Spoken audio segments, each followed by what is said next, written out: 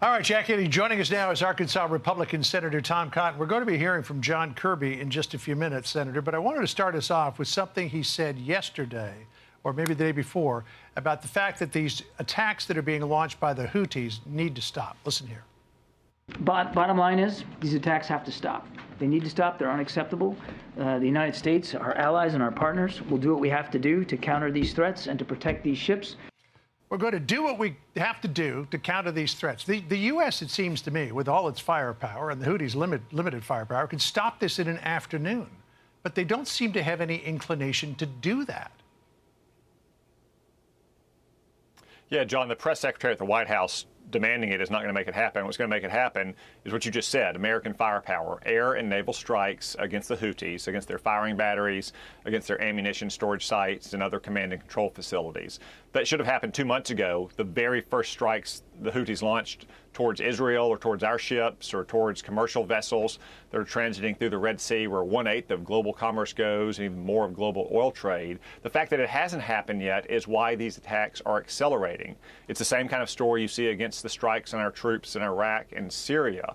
The more we let Iran's proxies get away with these attacks, the more we're going to get of them. And sooner or later, Americans are going to die, and it's going to hurt the American economy because, again, the Red Sea is so vital for global trade. It's long overdue that we should be conducting air and naval strikes against the Houthis for the threat they pose to our sailors and to global commerce.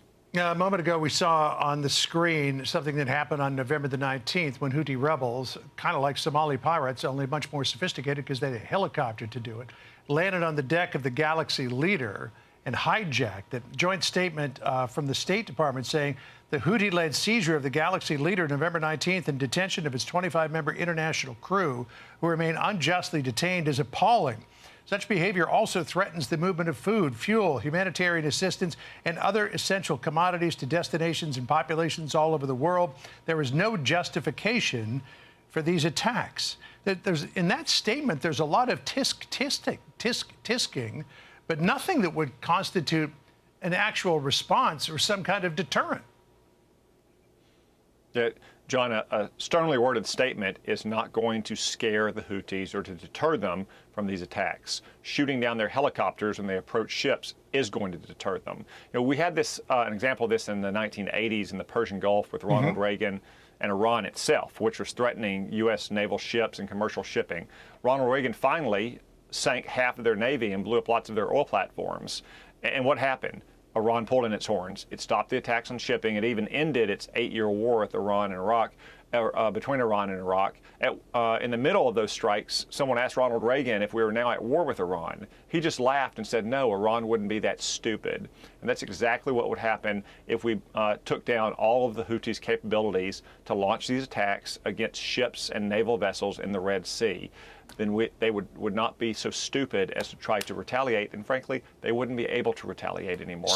So then, Senator, do you have any idea why Biden is showing so much restraint? I mean, there might be something with Saudi Arabia, worried that the truce that it has with the Houthis is fragile, doesn't want that to flare up again. But as Ronald Reagan said, they wouldn't be stupid enough to go to war with us. So what's holding Biden back? Well, I think it's his failed Iran policy, his failed Middle East policy. Remember, Donald Trump put the Houthis on the foreign terrorist list. Joe Biden, in one of his first actions in office, removed them from that list. It would be an indictment of that decision, just like it's an indictment of the Iran policy. I mean, where did Houthis, a bunch of goat herders in the mountains of Yemen, get land attack cruise missiles? They got them or their components from Iran. This is an indictment of his Iran policy. And again, it's just what you see with the strikes on our troops in Iraq and Syria, or frankly, what you've seen in Ukraine for 2 years. Biden is scared of what he calls escalation, of strikes that are going to lead to bigger strikes by our enemies. But we already have escalation. We already have a wider war in the Middle East. The way to restore peace and stability is firm, decisive action by destroying the Houthis' capability to launch these attacks. Well, we'll see if this comes up at the White House briefing just minutes ahead. Tom Cotton, Senator from the great state of Arkansas. If we don't see you, Merry Christmas. Thank you, John. Merry Christmas to you and all your viewers. All right. See you again soon. I'm Steve Ducey. I'm Brian Kilmeade. And I'm Ainsley Earhart. And click here to subscribe to the Fox News YouTube page to catch our hottest interviews and most compelling analysis.